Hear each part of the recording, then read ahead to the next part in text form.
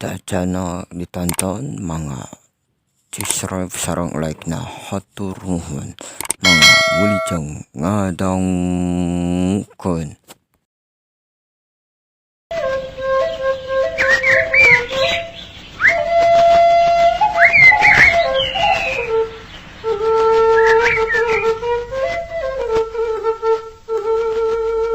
Isuk-isuk harita teh manuk ricit disarada bari ngiciskeun jangjangna. Lembur Jatisari nu aya di wewengkon Sumedang pangeusina geus pada harudang tina sarena.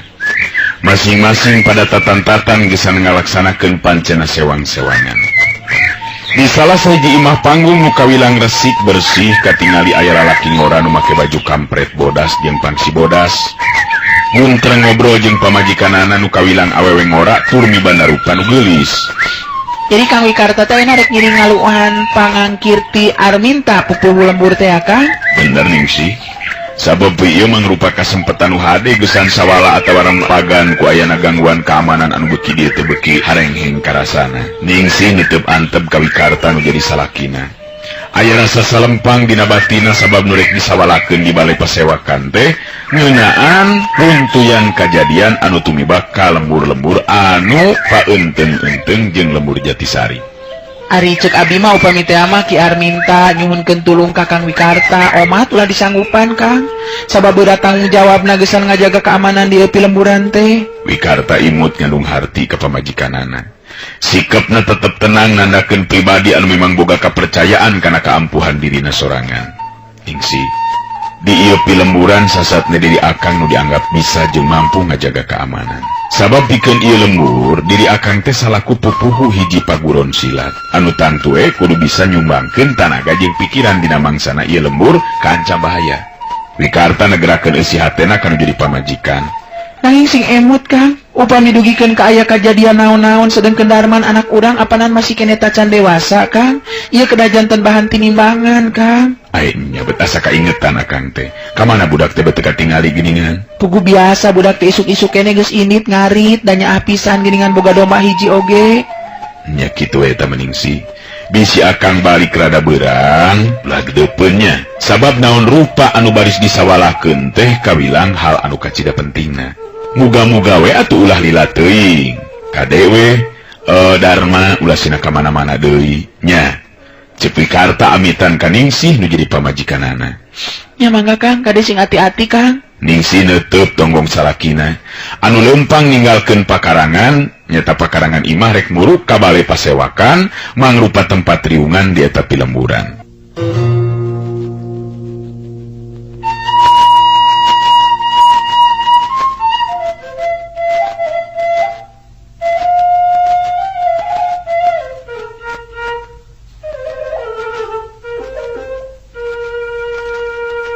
Waktu tepi ka balai pasewakan, kadatangan Wikarta dibagiakeun ku sakabeh nu aya di dinya. Pugu geus pada ngarti yen Wikarta teh mangrupa inohong sok sanajan masih keneh ngora umurna, mangrupa guru silat utama di eta pilemburan di paguron Culabadak. Kawilang hiji-hijina paguron silat nu aya di eta pilemburan. Ki Arminta salaku pupuhu pilemburan harita ngabagiakeun Wikarta tutas aya dina eta riungan. Sanggeusna silih bagiakeun sakumaha mistina, Ki Arminta harita ngamimitian muka babaran lisan. Ka para dulur pangeusi lembur, utamana mah ka saderek Wikarta ngaturkeun nuhun kana kasumpinganana dina waktu ayeuna urang diumum pulung, memang aya nu rek disawalakeun. Anu memang tumalijeng keamanan di lembur urang. Aya rasa kahanjakalan pikeun urang sarerea. Sabab teh sakabeh para nonoman katarik hatena geusan neuleuman ilmu bela diri di paguron Culabadak anu disesepuhan ku saderek Wikarta. Cacak lamun urang pangpang nama para nonoman mekalan diri ku ilmu bela diri mah tangtu lembur urang teh bakal geug pageuh tina ancaman para karaman. Reg Ki Arminta eureun heula nyaritana, nyelang muterkeun paneuteupeuna ka sakur nu aya di eta riungan. Ai Wikarta diukna dihapit ku dua jajaka anu memang mangrupa dua murid pinilih anu salila ieu geus cukup lila neuleuman olah kasantikaan di paguron Culabadak. Teu lila Ki Arminta salaku pupuhu pilemburan neruskeun deui hanca caritanana. Tah. Ku ayeuna kitu para dulur salembur. hiji kawajiban pikeun urang gesan ngabela ieu lembur tina ancaman gorombolan macan liar anu dipimpin ku si bewok. Lembur anu paenteng-enteng jeung lembur urang tadi peuting geus diranjah, teu mustahil dina peuting-peuting nu bakal datang baris ngaranjah oge ka lembur urang. Ku ayeuna kitu urang kudu caringcing pageuh kancing saringset pageuh iket ulah nepikeun kat talobeh atawa balangah nu akhirna lembur urang jadi korban kaganasan eta gorombolan macan liar. Salah seorang lalaki nu geus aya umuran harita ngacungkeun leungeunna ka luhur bari nyarita. Tapi muga janten bahan tinimbangan saliraki pupuh lembur. Sabab gorombolan macan liar teh lain sambarangan jalmana, estu arahli dina hal ilmu silatna. Anu jadi pamikiran teh saha anu bakal atawa kudu nying hareupanana. Muga hal ieu diterangkeun ku pipuhu. Ki Arminta ngarerecakeun kalawah wikarta anu tembong sikepna tetep tenang. Naon anu bidilisankeun ku kidulur memang teu salah. Mertahankeun ieu lembur tina gangguan ti pihak mana bae oge tangtu jadi kewajiban urang salaku pangeusi lemburan. Ngan tangtu anu kudu jadi bahan pamikiran teh setiap anak buah si bewok memang boga atawa boga keahlian dina hal ilmu bela diri. Sedangkan urang estu benang dihitung.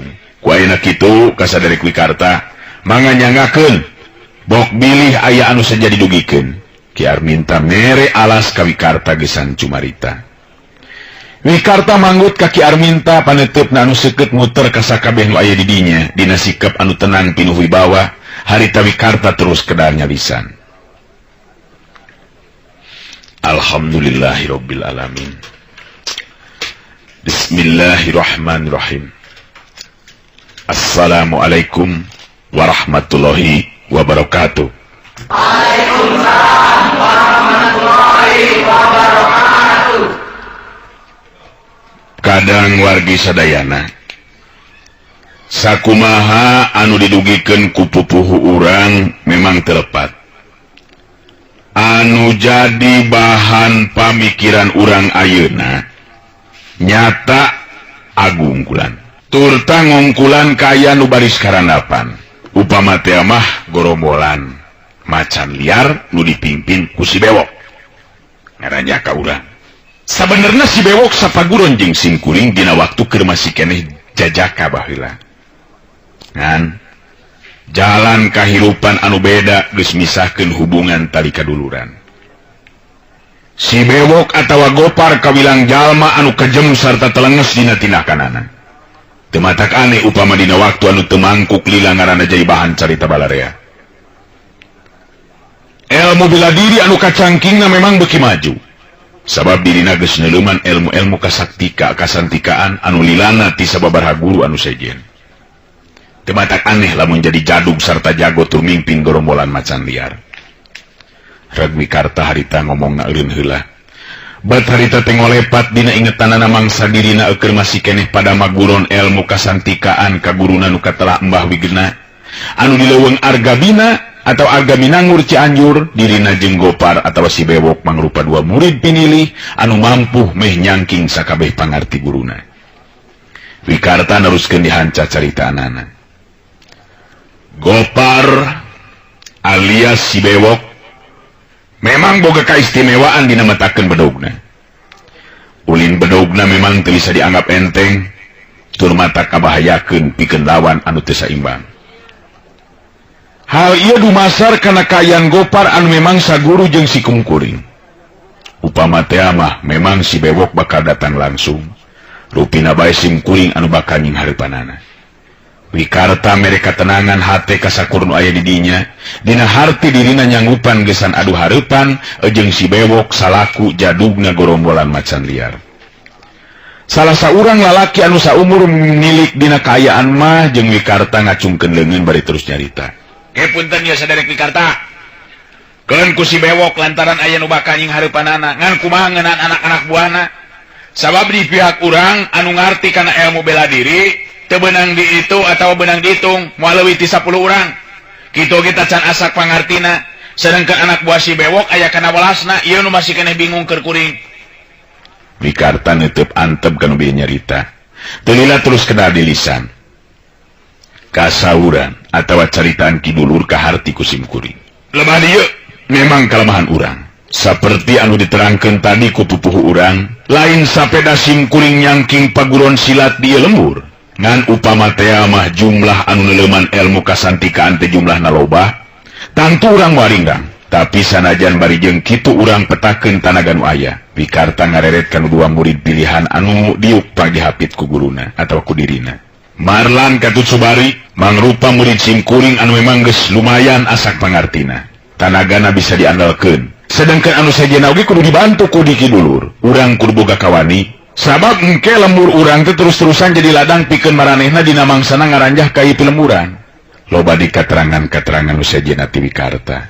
Khususna ngeunaan sikep jeung kawani pangeusi lemburan ku ayana tinakan gorombolan macan liar anu diluluguan ku Kibewok geus beuki narek kabejana loba pilemburan anu geus diranjah tur teu kaitung anu geus jadi korban. Waktu riungan bubar Ki Arminta salaku pupuh pilemburan ngahajat cacarita paduduaan. Kade sing waspada jeung Wikarta. Sabab terus terang aki geus meunang beja datangna eta karaman. Dina mangsana wan Cipeuting aki taya deui anu dipercaya kajabati Jang Wikarta anu baris mampu ngungkulan ieu kayaan.